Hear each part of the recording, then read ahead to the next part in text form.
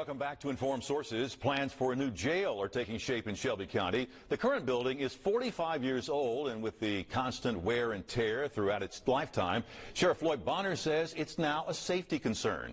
Back in 2017, inspectors called the building outdated with old doors, old locks, and security devices. The sheriff says the company that built the jail has gone out of business, making antiquated technology such as electric sliding doors, for example, more difficult and expensive to repair.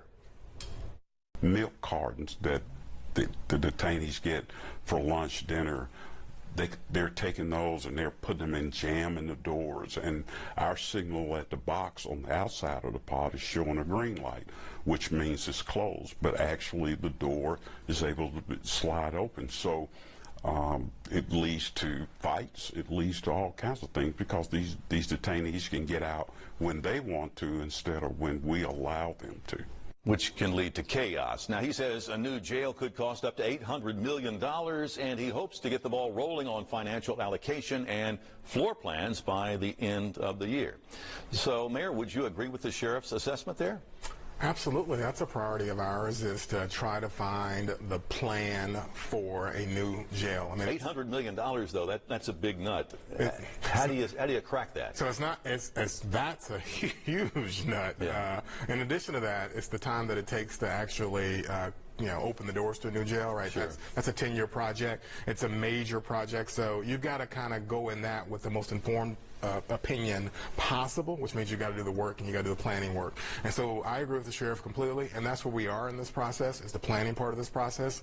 We just went to the county commission for approval to the 1A of phase 1, which is let's do a study of what a new facility might cost and where we might place the facility. Obviously, we're kind of land constrained downtown. The county is interested in buying more land downtown if we can find it. Yeah. But that's what we would need in order to build a new facility downtown. So it sounds like you're convinced it needs to be replaced instead of throwing enough money at it to fix it.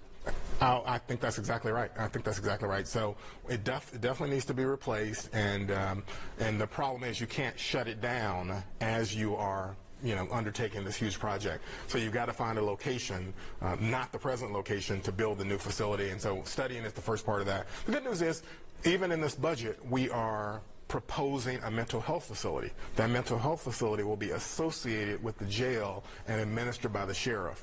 And so we know a lot of the folks in our current jail, 201 Poplar, the Bailey Justice Center, a lot of those detainees suffer from substance abuse issues or mental health issues, and they're not getting the treatment they need because, he's the sheriff. He can't, he doesn't have enough tools in his toolkit to take care of that. And so the county's going to open and own a mental health facility. That's in the budget. And the sheriff will now have a new forum, a new facility, in order to address some of that need. We're going to put that facility at our East Campus. We have, a Shelby County Government Campus near Shelby Farms on Mullen Station. So we're going to build that facility if this budget is approved on our East Campus. We have had mothers who have reached out to us who say they are concerned about the safety of their sons who are being incarcerated there at 201 Poplar. Is that a legitimate concern that they have, that their sons may not survive the stay? Well, I think that there's no doubt about it that there are conditions that need to be addressed, and part of it is doing exactly what the sheriff just talked about. Remember, when I started in 2018, one of the major issues that had not been done, that was still on the shelf, was a new facility for our youth detainees. Mm-hmm. And so that problem had persisted for a long time. We did not have a path forward, and we came in, we worked with the sheriff, we worked with the juvenile court judge at that time, it was Dan Michael at that time, worked with those folks to actually get that done. And so now we've closed down the youth detention facility that was once downtown, and it was terrible. Kids were not getting rehabilitated when they were incarcerated. And we have opened, recently, over the last several months, we've opened a new facility, the Youth Justice and Education Center on Old Getwell Road. So that was the first project when I came in. We got that addressed. And so, yeah, the conditions are bad at the jail, and that is a project I think we will get addressed, just like the project we did for youth. All right, quickly, I want it's not the only building that's long in the tooth here. In fact, Regional 1 is ancient in comparison to the Shelby County Jail. What are the plans, and will it be affected by the construction of a new jail?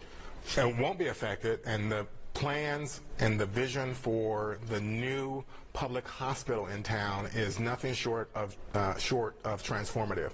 So what we want to do is rebuild Regional 1, to be sure, but we want to rethink how the medical center is operated in a lot of ways, because what we want to do is try to find a way to deepen the partnership in as many ways as possible between UT Health Science Center, which is in our medical center, and that's our academic medical campus, and Regional 1, which is our hospital where people go to get treatment. If we can merge those two in a partnership, right, generally speaking, what we will have created is Tennessee's first academic medical center. And so, you know, you've lived many other places, and anyone that's lived other places knows that in Mississippi you got Ole Miss Care, and in Kentucky you got Kentucky Care, in Connecticut you got Connecticut Care, in Georgia, Georgia Care, right, University of Georgia Care, in Florida, University of Florida Care. The only place where you don't have that is Tennessee.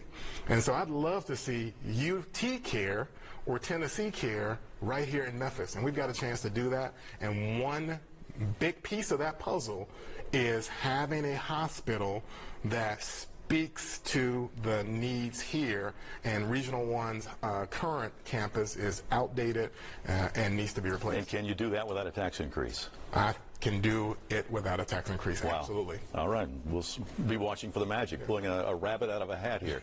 When we come back, we're going to shift our focus to the controversy involving the Shelby County Clerk's Office.